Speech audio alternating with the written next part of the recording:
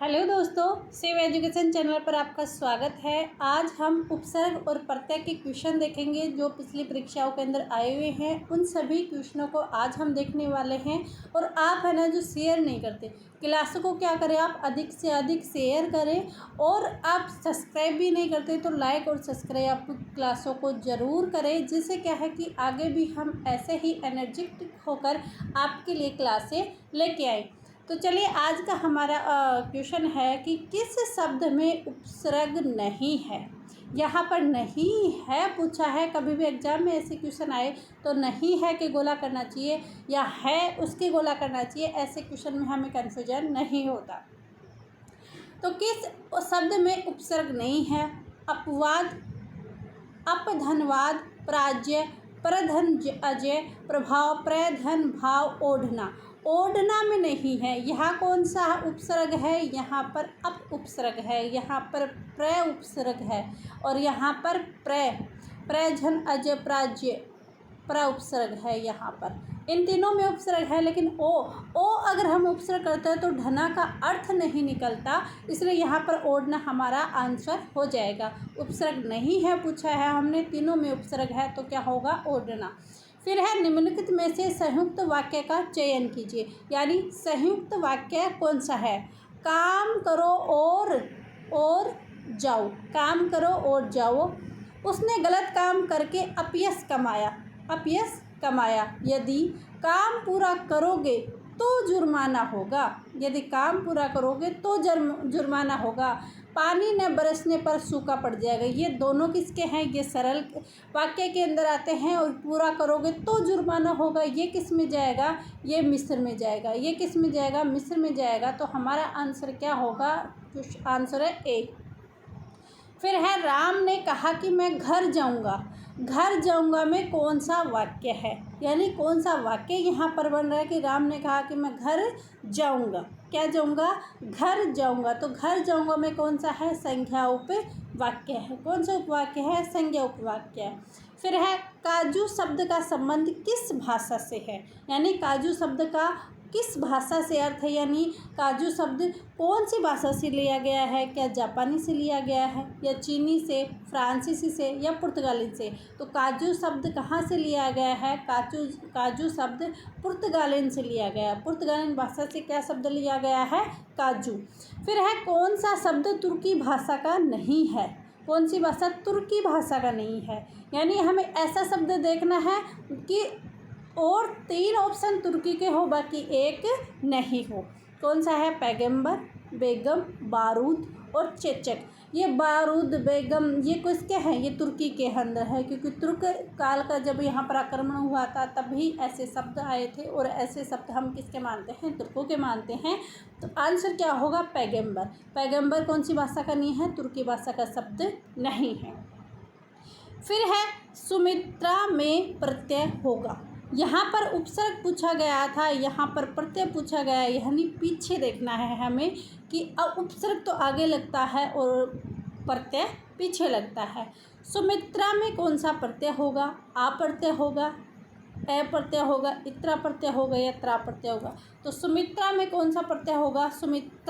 सुमित्रा में कौन सा प्रत्यय होगा? आ प्रत्यय होगा। कौन सा प्रत्यय होगा सुमित्रा के अंदर? सुमित्रा में आ प्रत्यय होगा। फिर हमारा नेक्स्ट क्वेश्चन है कि निम्न में से कौन सा वाक्य मिश्र वाक्य का नहीं है? यानी हमें ऐसे देखना है कि कौन सा वाक्य है जो मिश्र वाक्य का नहीं है। यह वही बच्चा है जिसने बैल ने मारा। यह वही बच्चा है जिसे बैल ने मारा। एक विज्ञान गोष्ठी हुई जिसमें अनेक वक्ता बोले। वह परिश्रमी ही नहीं वरन ईमानदार भी है। मैंने एक पुस्तक खरीदी जो नई है। मैंने एक पुस्तक खरीदी जो नई है साधारण वाक्य हो गया।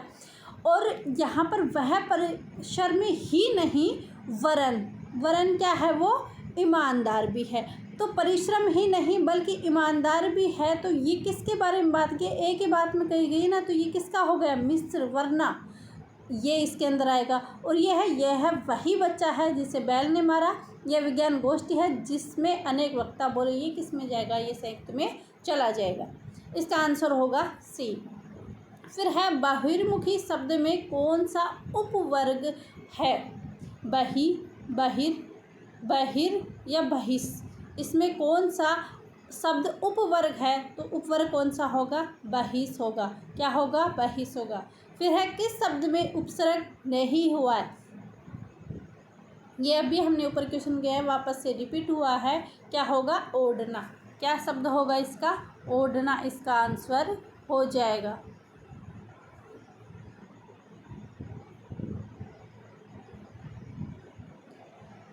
फिर नेक्स्ट क्वेश्चन है हमारी कि निम्नलिखित में से क्या है? निम्नलिखित में से विकारी शब्द कौन सा है? विकारी क्या होते हैं और ये कितने होते हैं? विकारी और अविकारी। क्या क्या होते हैं? विकारी और अविकारी। इसके अंदर कौन सा आएगा? संज्ञा,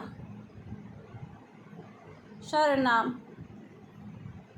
संज्ञा, सर्वनाम, विशेषण और क्रिया किसके अंदर चले जाएंगे? विकारी के अंदर चले जाएंगे। और अविकारी, अविकारी में किस में चले जाएंगे? इसमें क्रिया, विशेषण और संबंधवाचक, ये सारे किस में चल जाएंगे? अविकारी के अंदर चल जाएंगे। तो हमें क्या देखना है? हमें संज्ञा देखना है। क्या देखना है? संज्ञा देखना है या सर्वनाम देखना है।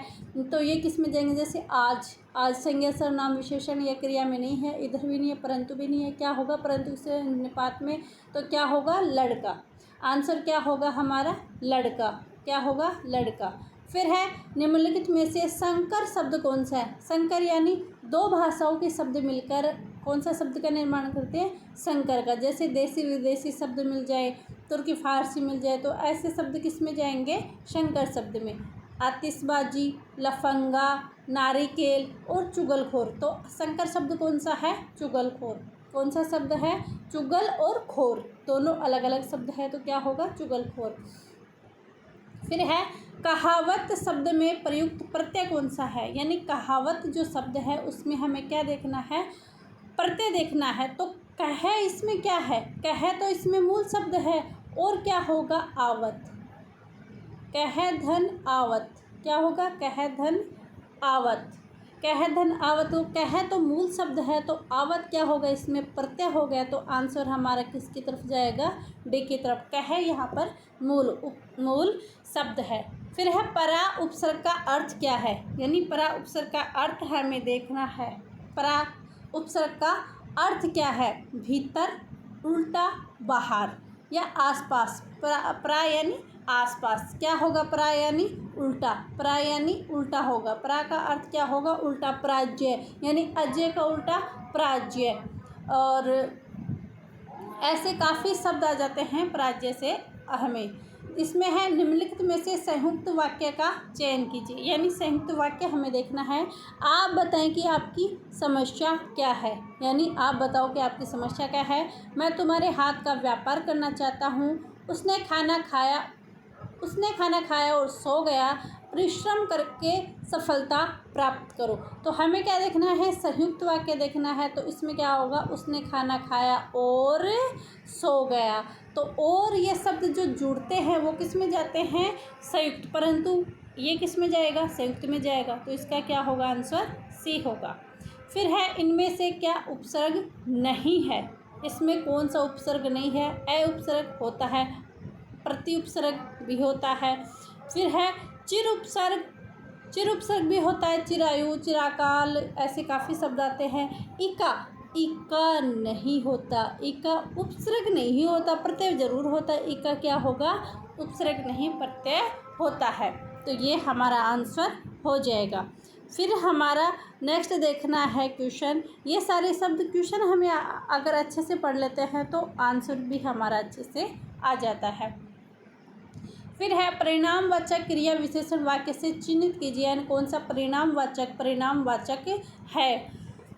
परिणामवाचक में क्या है कि इसकी मात्रा हमें देखनी है। इसके अंदर मात्रा आएगी, ऐसे नहीं कि वैसे आ जाएगा या फिर कुछ जिसे या और शब्द देखने नहीं। परिणामवाचक में हमें मात्रा देखनी है। तो हमें बड़ों का आदरपूर्वक बात करनी चाहिए। इसमें कोई परिणाम की बात ही नहीं है। पानी कल से बरस रहा है। कितना बरस रहा है? परिणामवाचक का आंसर हमें कितने में देखना है कि कितने से कितना का क्वेश्चन करना है। अगर कितना का आंसर आ जाता है वही परिणामवाचक होगा। तो कितना बरसा पता नहीं, तो ये परिणामवाचक का नहीं होगा।